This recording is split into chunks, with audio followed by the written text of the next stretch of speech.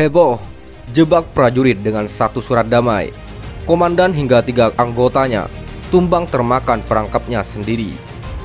KKB masih gencar melakukan aksinya.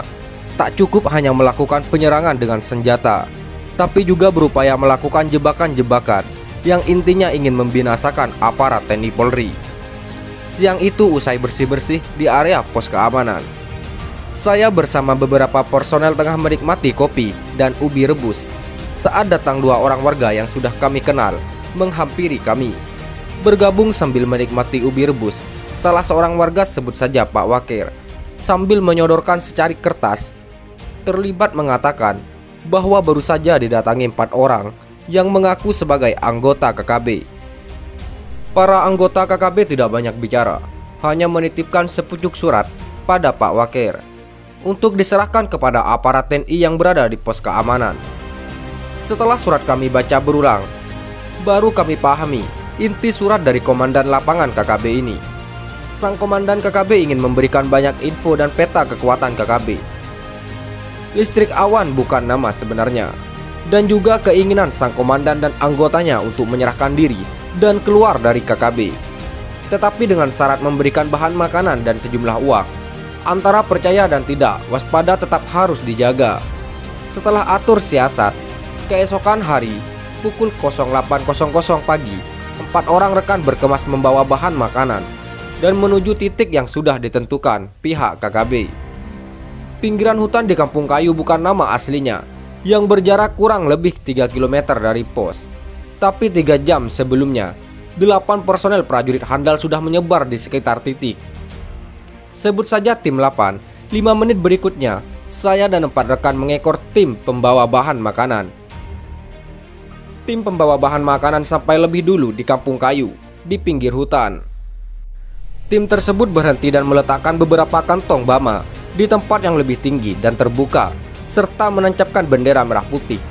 Berikutnya tim kami sedikit menjauh mencari tempat teraman. Tim kami juga sudah berada di posisi jarak tembak yang sangat pas. Setelah menunggu kurang lebih 20 menit, keluar beberapa pria dari dalam hutan.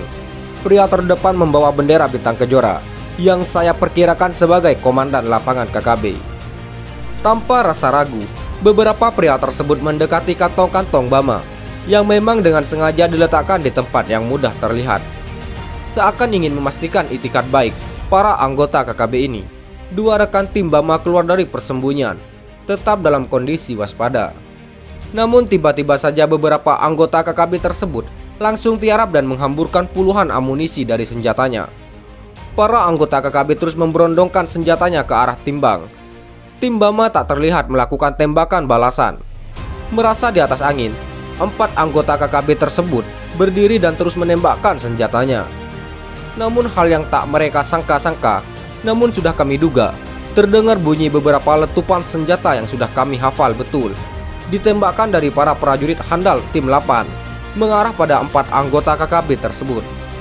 Tak sempat menghindar, keempat pria KKB langsung ambruk ke tanah, tewas seketika tanpa sempat menikmati berkantong-kantong bahan makanan yang memang sengaja kami bawa untuk dibagikan ke warga Kampung Kayu.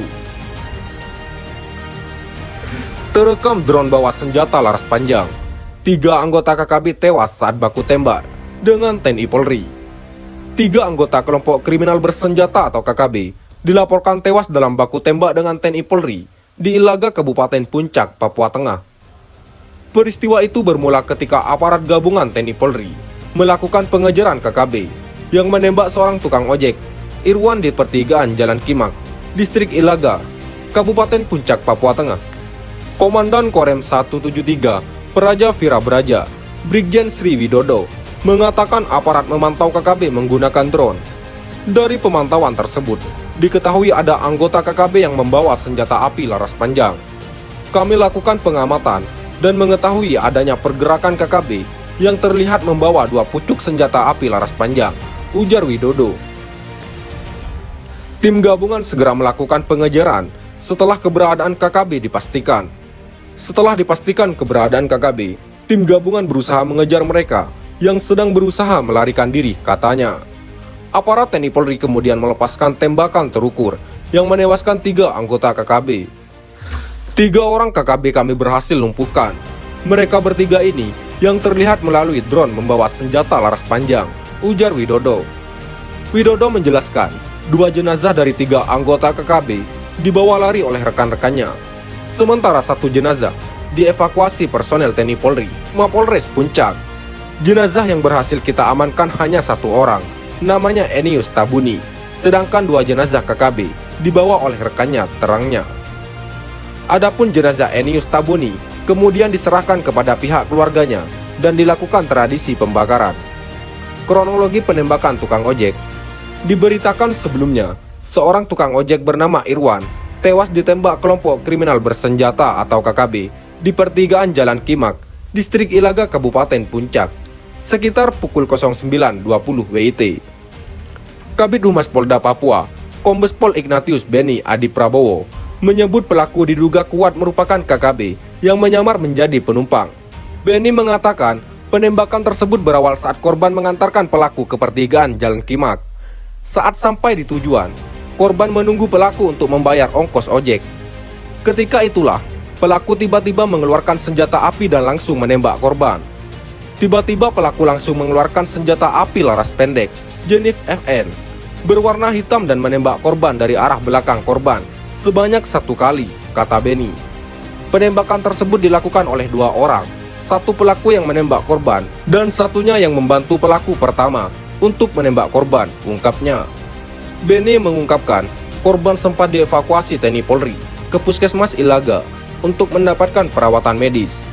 Namun sayangnya, nyawa korban tak terselamatkan. Jenazah korban akan diterbangkan ke kampung halamannya di Sulawesi Selatan.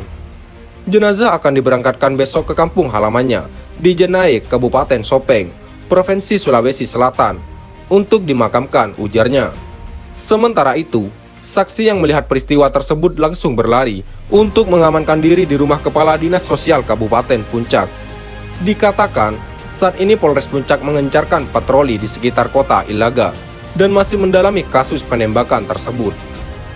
Sekian dan terima kasih. Jika ada salah kata, kami mohon maaf. Jangan lupa like, komen, dan subscribe.